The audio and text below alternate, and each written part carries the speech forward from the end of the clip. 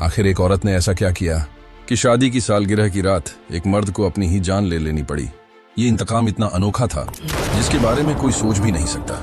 आइए इस कहानी के राजों से पर्दा उठाते हैं। बीवी की बेवफाई का बदला लेने के लिए पति ने ऐसा कदम उठाया जिसकी हिम्मत कोई आम आदमी सोच भी नहीं सकता। अगले ही पल फर्श पर खून से लथपथ पति को देखकर औरत की दुनिया ही उलट गई। वो भागना चाहती थी लेकिन कलाई पर ठंडी हथकड़ी की पकड़ ने उसके पूरे जिस्म को जकड़ दिया। चौंक कर देखा, उसका हाथ पति के हाथ के साथ लोहे की जंजीर में बंधा हुआ था। कितनी भी कोशिश की, हथकड़ी जरा भी नहीं हिली। वो जमीन पर गिर गई, टूटी आवाज में मदद के लिए चिल्लाई, मगर उस वीरान विला में सुनने वाला कोई न था। ये सब उनकी शादी की 11वीं सालगिरह के दिन हुआ।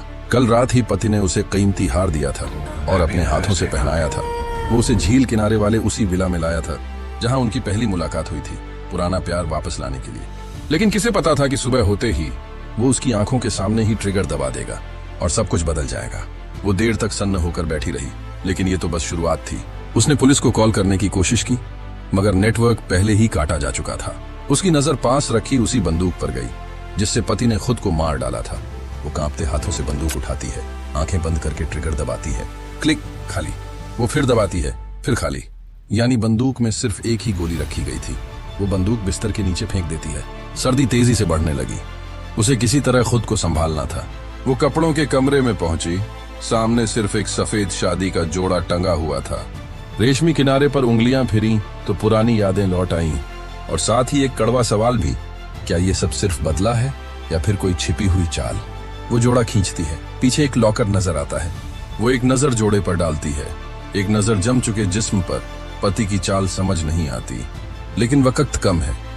वो शादी का जोड़ा लाश के नीचे बिछाकर उसे घसीटती है और ठंड से बचने के लिए पति की जैकेट पहन लेती है।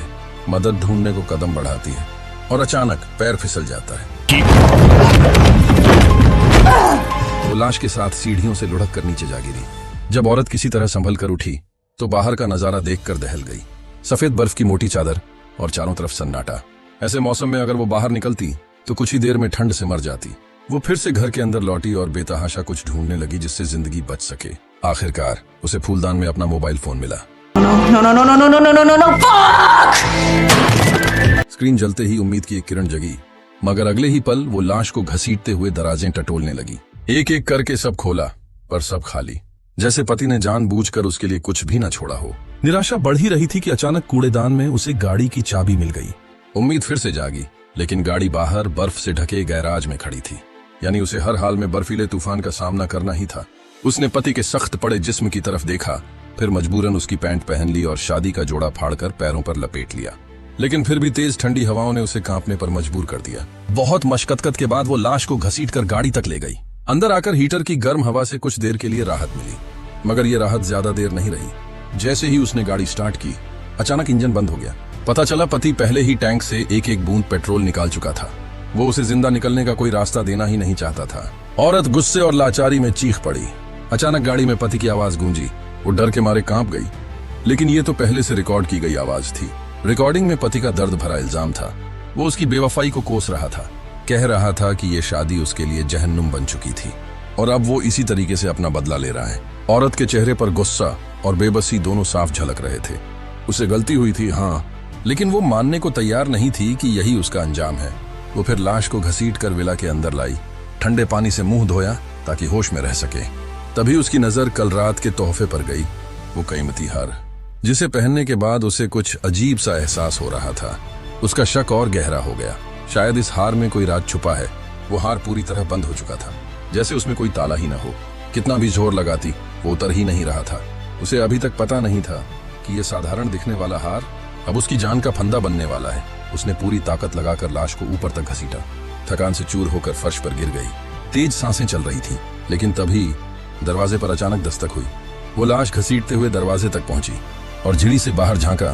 सामने खड़ा था उसका आशिक ब्लैक। उसकी रीढ़ में सिहरन दौड़ गई। ये साफ था कि पति ने ही ब्लैक को यहाँ बुलाया था, लेकिन क्यों? उसका मकसद क्या था? कुछ पल सोचने के बाद उसने दरवाजा खोल दिया और ब्लैक ने जमीन पर पड़ी लाश देख ली। हैरत में डूबे ब्लैक ने एक चौंकाने वाला राज बताया। उसने कहा कि पति पर रिश्वत और धोखाधड़ी जैसे संगीन केस थे और पुलिस उसे ढूंढ रही थी। अगर वो पकड़ा जाता तो सीधा मौत की सजा मिलती। ये सुनकर औरत सब समझ गई। पति ने आत्महत्या नहीं की थी, वो बुरी तरह फंस चुका था और चाहता था कि उसे भी अपने साथ खींच ले। लेकिन फिर सवाल था, उसने ब्लैक को यहाँ क्यों बुलाया? क्या वाकई उसे बचाने के लिए?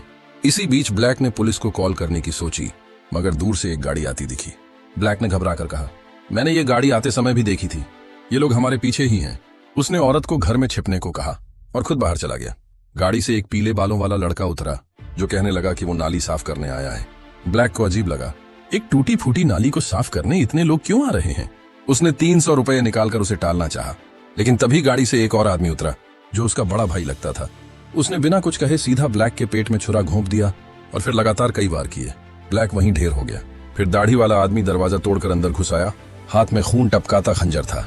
दीवार के पीछे छिपी औरत सांस रोके खड़ी थी, जबकि पीले बालों वाला लड़का खुद भी डर से कांप रहा था। ये लोग सिर्फ माल के लालच में आए थे, लेकिन अब उनके हाथ खून से रंग चुके थे, तो उन्होंने ठान लिया कि पहले लॉकर ढूंढना होगा। उसी वक्त पीले बालों वाले ने जमीन पर पड़े खून के निशान देखे और उनका पीछा करने लगा। इधर औरत लाश को घसीटते हुए बाहर के गोदाम तक पहुंची। कोने में उसे एक पुराना औजार मिला। उसने पति के जमे हुए हाथों पर नजर डाली और फिर पूरी ताकत से औजार उठाकर वार किया। अचानक पीले बालों वाले ने भी जमीन पर पड़े खून के निशान देख लिए। वो उन निशानों का पीछा करते हुए सीधे गोदाम के दरवाजे तक पहुंच गया। औरत जल्दबाजी में तिरपाल के नीचे छिप गई, लेकिन पति की लाश को छिपाने का वक्त नहीं था। लाश देखकर पीला बालों वाला बुरी तरह डर गया। वो भागता हुआ घर के अंदर गया और दाढ़ी वाले आदमी को बुला लाया। दोनों वापस गोदाम आए।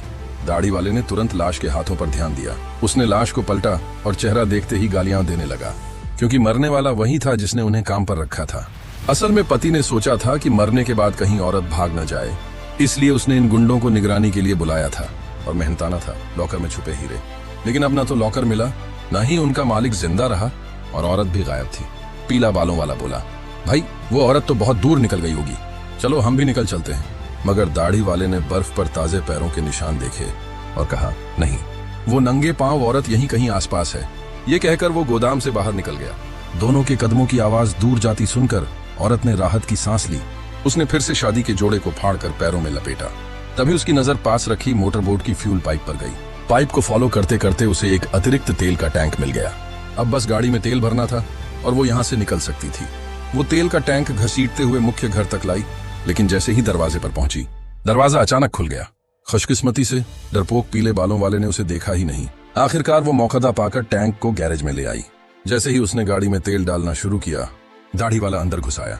उसने पहले गाड़ी के अंदर झांका, फिर नीचे झुककर कार का तला देखने लगा। अच्छा हुआ औरत का कद छोटा था, वो टायर के पीछे छिपी रह गई। लेकिन थोड़ी देर बाद दाढ़ी वाले की नजर फ्यूल पाइप पर पड़ी और उसकी पूरी योजना बेनकाब हो गई। औरत कार के नीचे लेटी हुई, उसके हर कदम पर नजर रखे थी, दुआ कर रही थी कि वो नीचे न देखे। मगर तभी वो अचानक झुक गया और सीधे कार के नीचे झांक लिया। जैसे ही वो कार लेकर गैरेज से बाहर निकली, सामने ही उसे लाश घसीटता हुआ पीले बालों वाला नजर आ गया। वो डर के मारे पीछे हट गई और तुरंत साइड के बेसमेंट दरवाजे में छिप गई। उसने दरवाजे की झिड़ी से बाहर झांका, लेकिन अगले ही पल उसकी नजर दाढ़ी वाले से टकरा गई। वो घबराकर सिर झटकते ही भाग खड़ी हुई। जैसे ही सीढ़ियां चढ़ी, फिर से पीला बालों वाला लाश घसीटते हुए सामने आ गया। अब तो आगे खाई और पीछे कुआं वाली हालत थी।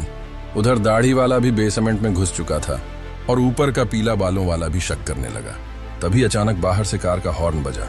दोनों शोर सुनते ही बाहर भागे। औरत ने राहत की सांस ली। असल में ये वही कार चाबी थी जिसे उसने पहले दबाया था, लेकिन अब उसका ठिकाना भी उजागर हो गया था। उसे तुरंत निकलना था। दाढ़ी वाला जल्दी ही समझ गया कि ये सब उसे बाहर निकालने की चाल थी। उसने तुरंत बेसमेंट का दरवाजा बंद कर दिया और वापस घर के अंदर आया। वहां देखा ब्लैक की जूती गायब थी। उसे यकीन हो गया कि औरत अभी भी घर में ही है।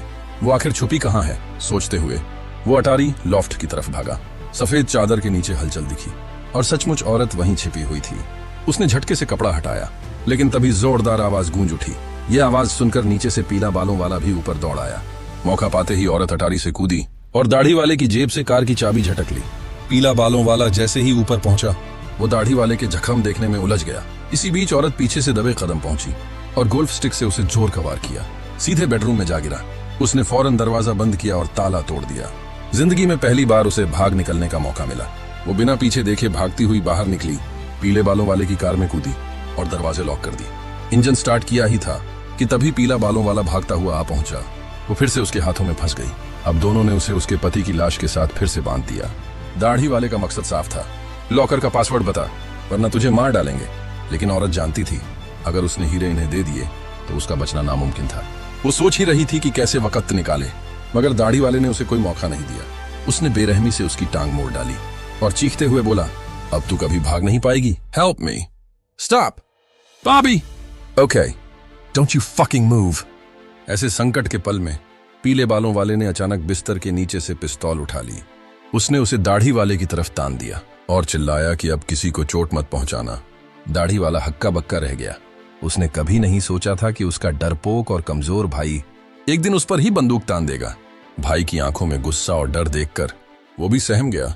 धीरे धीरे उसने चाकू नीचे रख दिया और पीछे हट गया। पीले बालों वाले ने कहा, मुझे सिर्फ हीरे चाहिए, मैं किसी को मारना नहीं चाहता। उसने औरत से वादा किया, अगर वो लॉकर का पासवर्ड बता दे तो वो उसे तुरंत छोड़ देगा। औरत के पास अब कोई चारा न था, लेकिन उसने शर्त रखी, पहले मेरी हथकड़ी खोलो। पीले बालों वाले ने तुरंत औजार उठाए और हथकड़ी खोल दी। आजाद होते ही औरत ने वादा निभाया और पासवर्ड बता दिया। पासवर्ड मिलते ही दाढ़ी वाला झटके से आगे आया। उसने पति की लाश घसीट ली और उसके उंगलियों के निशान लेकर पासवर्ड के साथ लॉकर खोला। लॉकर सचमुच खुल गया, लेकिन अंदर हीरे नहीं थे। सिर्फ एक आरी पड़ी थी जिस पर पति का आखिरी संदेश खुदा था। औरत बिजली सी कांप उठी। असल में हीरे उसके गले की चेन में छुपाए गए थे। अब वो समझ गई पति की असली योजना थी कि ये दोनों भाई उसकी गर्दन काटकर हीरे निकालें। उसने जल्दी से पीले बालों वाले से मदद मांगी कि वो चेन निकाल दे, लेकिन दाढ़ी वाले का सब्र टूट चुका था। उसकी नजरें साफ कह रही थीं, औरत को मारो तभी हीरे मिलेंगे। औरत ने मौका देखा। उसने झपट्टा मारकर पिस्तौल पकड़ ली और सीधे दाढ़ी वाले पर चला दी, लेकिन क्लिक, बंदूक खाली थी। औरत उठकर चाकू की तरफ भागी, लेकिन दाढ़ी वाले ने उसे जमीन पर गिरा दिया।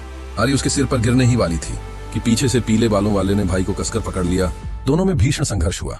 दाढ़ी वाले ने उसे जोर से धक्का दिया। वो सीधा दीवार से टकराया और सिर पीछे से हैंगर पर जा लगा। वो वहीं ढेर हो गया।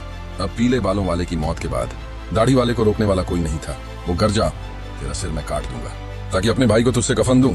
औरत जानती थी अब सिर्फ उसी की आखिरी चाल उसकी जान बचा सकती थी, लेकिन जल्द ही वो उसे धक्का देकर जमीन पर गिरा देता है।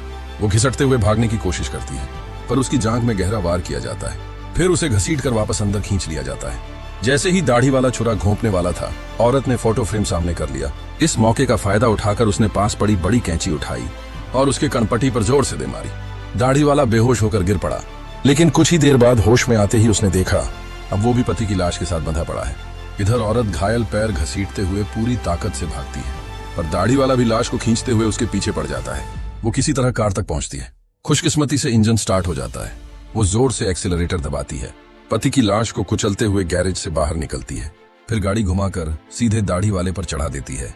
वो बुरी तरह घायल हो जाता है, मगर कार का टायर पहले से पंचर था और बर्फीली जमीन पर गाड़ी फिसल गई, सीधे गोदाम की ओर जा टकराई। दाढ़ी वाला संभलकर फिर लौटा। उसने लाश को घसीटा और कार का दरवाजा खोला। तब तक औरत बर्फीली झील की तरफ रेंग रही थी। वो तेजी से पीछा करता है, उसका टखना पकड़ लेता है और छुरा घोंपने ही वाला होता है, लेकिन वार बर्फ पर जा लगता है। इस मौके पर औरत ने उसे जोर की लात मारी और वही छुरा निकालकर उसके कंधे में घोंप दिया। अचानक झील की बर्फ टूट गई, लाश पानी में समा गई और दाढ़ी वाले को भी अपने साथ खींच ले गई, लेकिन मरते मरते भी वो औरत को पकड़े रहा। बर्फीला पानी उसकी सांसें रोक रहा था। उसने औरत को बाहों में जकड़ लिया, मानो उसे भी अपने साथ डुबो देना चाहता हो, लेकिन औरत इतनी आसानी से हार मानने वाली न थी। उसने उसके कंधे से चाकू निकाला और सीधे उसकी आंख में घोंप दिया। दर्द से कराहते ही उसने पकड़ छोड़ दी। औरत पूरी ताकत से ऊपर तैर कर आई और बर्फ तोड़कर बाहर निकल गई। वो ठंडी बर्फ पर लुढ़क कर पड़ी रही। उसने अपनी उंगली से शादी की अंगूठी उतार दी और फिर उसका हाथ ढीला होकर नीचे गिर गया, मानो अब वो जमती हुई झील की आगोश में समाने वाली हो। अगर आपको ये वीडियो पसंद आया हो तो हमारे चैनल को लाइक करें, सब्सक्राइब करें और अपने दोस्तों के साथ शेयर जरूर करें।